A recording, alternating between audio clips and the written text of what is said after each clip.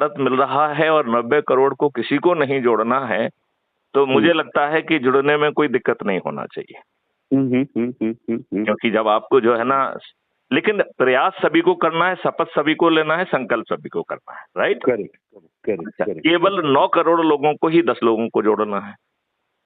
केवल 90 लाख लोगों को 20 लोगों को जोड़ना है, केवल 9 लाख लोगों को 30 लोगों को, केवल 90,000 लोगों को 40 को, केवल 9,000 को 50 को, केवल 900 लोगों को 60 को, केवल 90 लोगों को 70 को और केवल 9 लोग को 80 को और केवल एक व्यक्ति मैथिली शरण गुप्त को 90 लोगों को जोड़ना है, जबकि मैंने 1690 लोगों को ऑलरेडी जोड़ दिया है।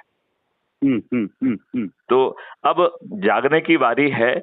यदि इतने सस्ते में कि ना तो हमें कहीं धन लगाना पड़ रहा है, ना हमें कोई जुलूस निकालना पड़ रहा है, ना कहीं हमें धरना देना पड़ रहा है,